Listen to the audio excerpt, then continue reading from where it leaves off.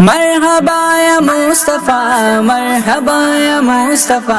कंडियारे खां पाक हफ्सवान न्यूज़ जे नुमाइंदे राजन अली कल्होड़े जी रिपोर्ट है त कंडियारो प्रेस क्लब में रूहानी पेशवा दरगाह लोढ़ाई शरीफ साईं फ़कीर अली मुर्तज़ा अबड़ो साहब जिन जमायत समेत एहतजाजी बयान रिकॉर्ड करायो है।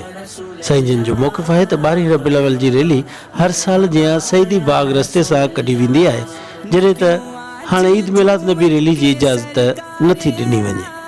इंतज़ामिया ऐं वस वारनि इदारनि खे अपील आहे त असांखे पुरअमन रैली मतलूबा रस्ते खां कढण जी इजाज़त ॾिनी वञे।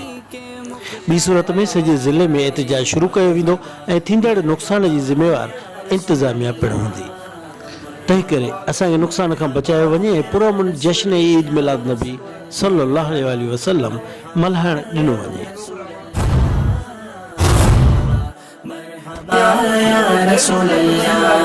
वो आए दो आलम के मुख्तार आए, लो आ जाए उम्मत के गमख्वार।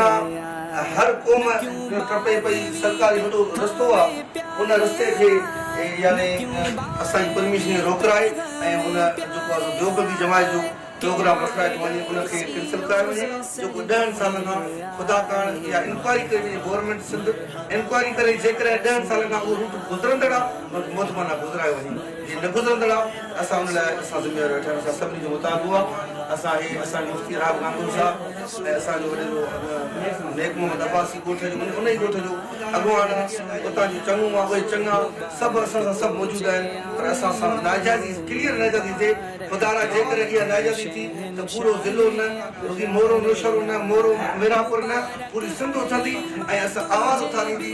उहो उनजी इंतज़ामिया ज़िम्मेवार सिंध गवर्नमेंट इंतज़ामिया ज़िम्मेवार आहे त को नुक़सान न थिए। ख़ुदा रा असांखे नुक़सान खां बचायो वञे, असांजो मुतालबो जाइज़ मुतालबो वञे।